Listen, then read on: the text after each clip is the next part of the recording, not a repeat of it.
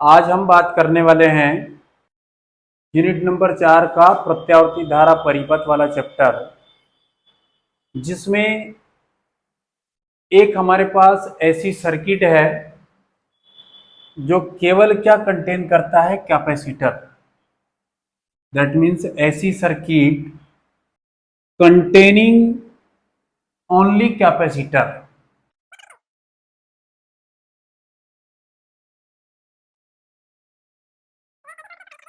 जिससे ये करंट इसमें फ्लो होने लगा है।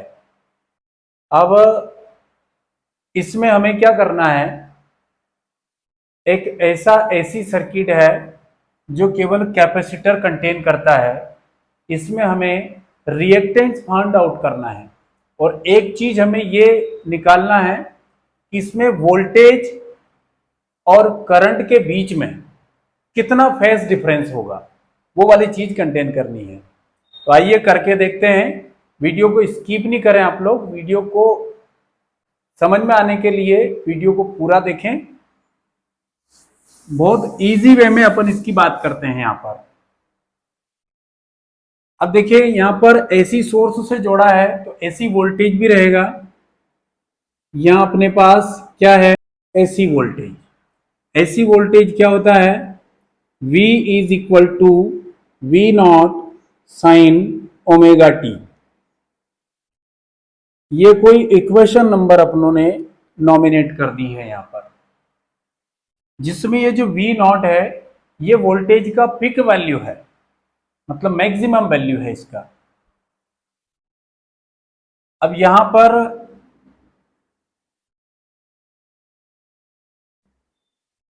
कैपेसिटेंस वाला फार्मूला भी जानते हैं अपन। कैपेसिटेंस वाला फार्मूला क्यों यूज कर रहे हैं अपन, क्योंकि हमारे पास एक कैपेसिटर यूज है, इसके कैपेसिटेंस पर इफेक्ट पड़ेगा इसका, जिसको हम यहां पर कैलकुलेट करने वाले हैं। कैपेसिटेंस का formula Q is equal to CV होता है। यहां पर वैल्यू पुट कर दीजिए आप C का, तो वैल्यू पुट करने पर आपको मिलने वाला है इज इक्वल टू C, और ये हो जाएगा आपके पास V nought sine omega T. ये कोई चाहे तो आप इसका इक्वेशन का नंबर दे दीजिए, नंबरिंग कर दीजिए।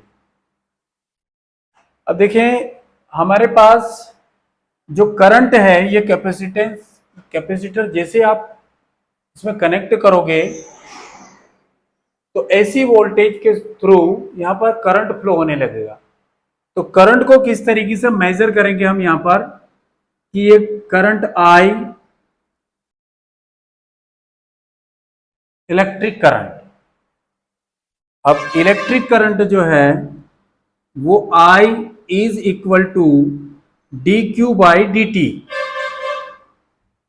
अब ये जो Q है आपके पास, ये वैल्यू यहां नंबर 2 से रख देंगे। इस पे इक्वेशन नंबर सेकंड आई है, उससे आप यहां पर वैल्यू रख दोगे। तो वैल्यू रखने पे आपको क्या मिलने वाला है, ये current I is equal to D by D T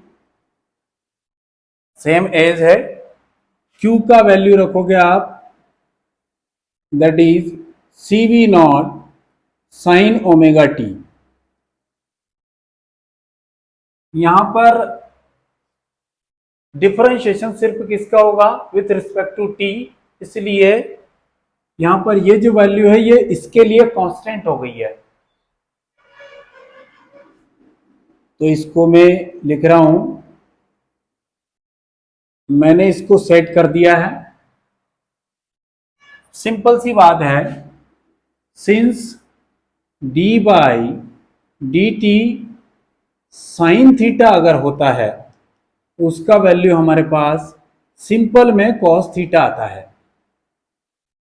यहां पर इसका डिफरेंशिएशन करता हूं, C V nought pick value as it is है, और साइन थीटा का सिंपल कॉस थीटा हो जाता है।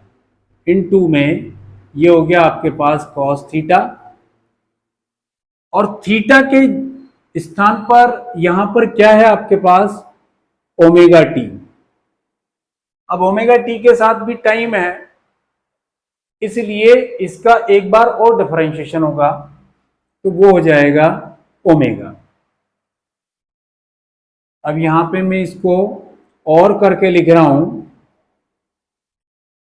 ये I nought, I is equal to C V nought और ओमेगा पास में लिख दिया मैंने, और ये कॉस ओमेगा टी, ये यहीं पर है, ये वैल्यू हो गई है। यहां पर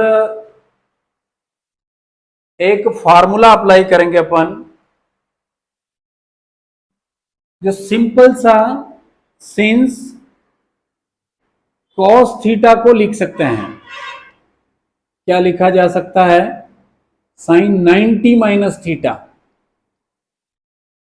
या प्लस में थीटा, थीटा की जगह कौन है यहां पर?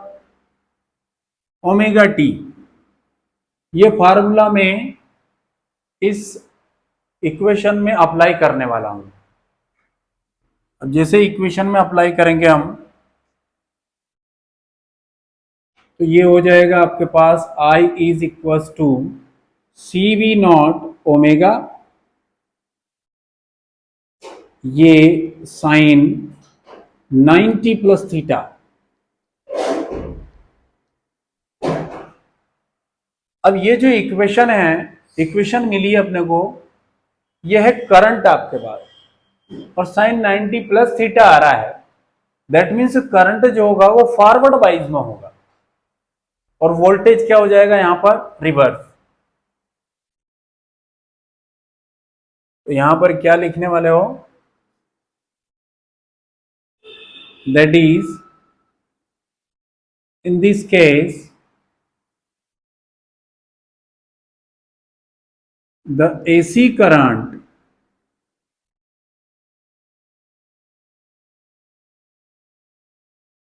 तो फॉरवर्ड वाइज के लिए क्या करेंगे अपन, एक ग्राफ जो वी आई ग्राफ होता है इनमें, उस चीज से अपन देखें इसको।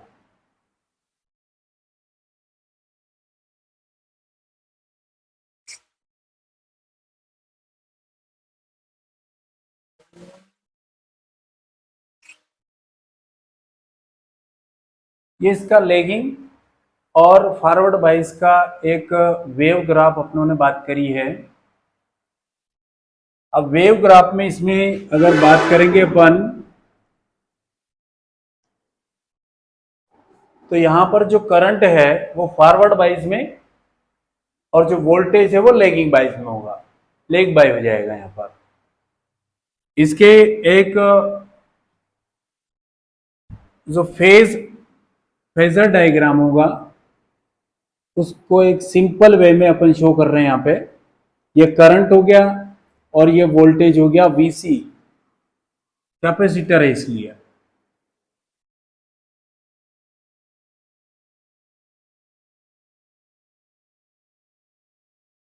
अब ये तो बात हुई अपने पास फॉरवर्ड बाइस और लेगिंग बाइस की। अब हम यहां पर ये जो इक्वेशन है आपके पास, इसको थर्ड इक्वेशन नॉमिनेट कर देते हैं, ये third equation.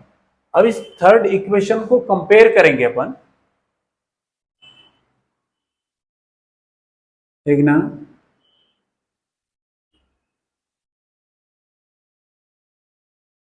Equation number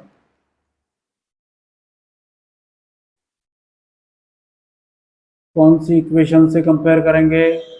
I not जो ऐसी वोल्टेज की होगी,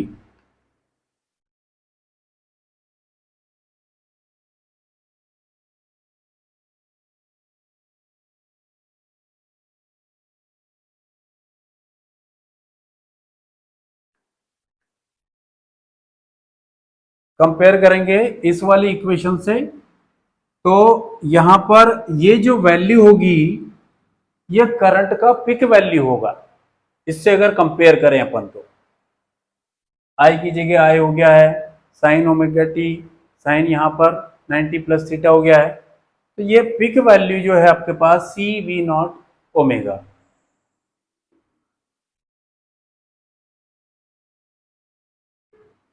हमें मिलने वाला है यहां पर आई नॉट का value C V nought omega.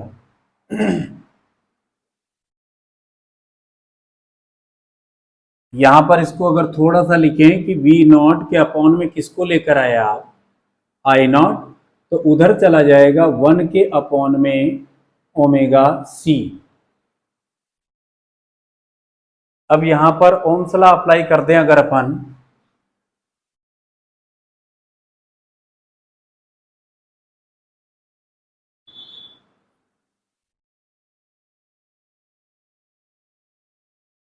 Ohms law apply करेंगे तो सिंपल एकदम V is equal to I R होता है। रजिस्टेंस की बात करेंगे तो V अपॉन में आई, दैट मीन्स V अपॉन में आई का वैल्यू होता है रजिस्टेंस का। तो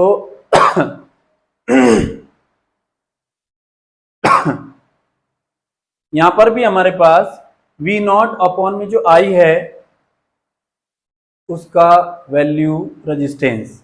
और यहां पे अपने को ध्यान क्या रखना पड़ेगा कि हमारे पास एक ऐसी सर्किट है जो केवल क्या कंटेन कर रहा है, इसमें केवल कैपेसिटर हो। तो इस सिचुएशन में सर्किट के रेजिस्टेंस को आप रेजिस्टेंस ना कहकर क्या करेंगे, रिएक्टेंस कहेंगे, और उसको अपन क्या काय से शो करेंगे, एक्स से। That means Ohm's law apply किया आपने तो इसका जो रिएक्टेंस होगा ये 1 upon omega C is equal to this value is a reactance of circuit which containing only capacitor, तो एक्स सी।